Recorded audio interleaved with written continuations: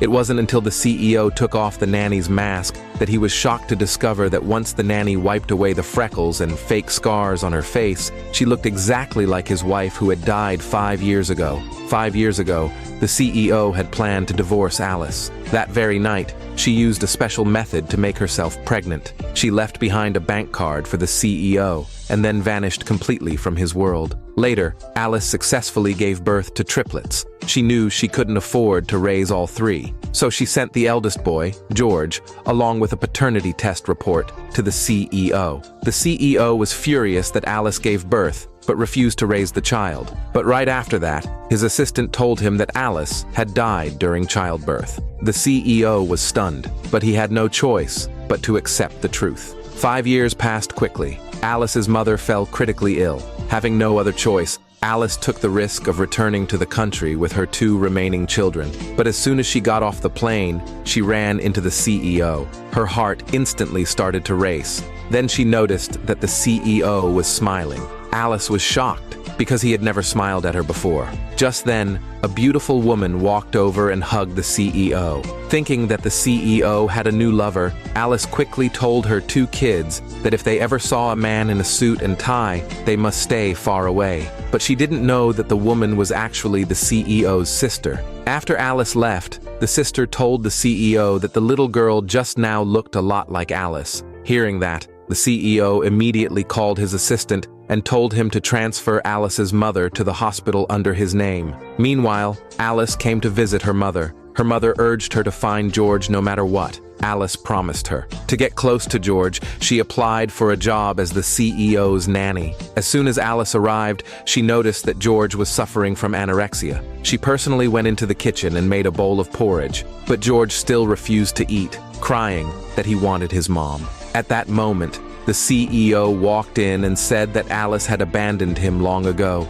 Angrily, Alice said that if George finished his porridge, she would take him to see his mother. George obediently drank the porridge and even asked for another bowl. The servants nearby were all stunned. The CEO sensed something was off. He yanked off Alice's mask and instantly recognized that the nanny standing before him was Alice. Just then, Alice's phone rang. The CEO saw the word baby on the screen and assumed she had remarried. Jealous, he locked Alice in the house to find out who her new lover was. But what he didn't know was that baby was actually their second son, Mike.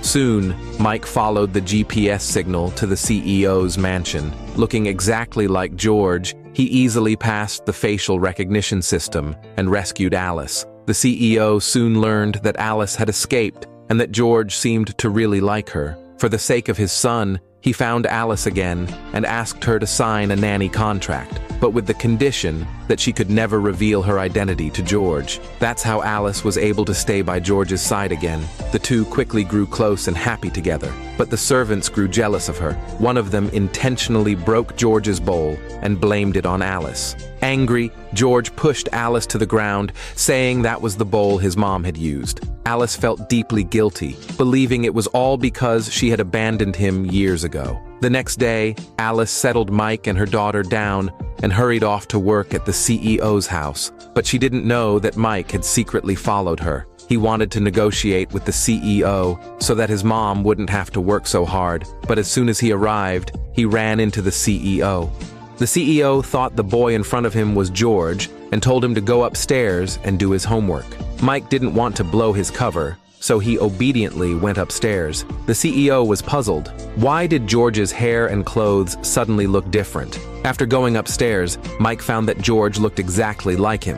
After exchanging names, they immediately realized they must be twin brothers. Mike quickly took George downstairs to tell the CEO the shocking news. At that moment, the CEO was scolding Alice for not taking good care of the kids. Alice shot back at him, accusing him of letting different girlfriends take George to school. The CEO got annoyed immediately, saying his private life had nothing to do with her. Alice replied that if the CEO ever wanted more kids, he'd better keep George a secret for now. But the CEO said he would personally tell George that he would never have any brothers or sisters. Alice suddenly grew nervous and said, "You can't be too sure about that." The CEO was just about to ask what she meant, when the next second, George came downstairs with Mike and called him Dad. Seeing the two identical boys, the CEO was utterly stunned.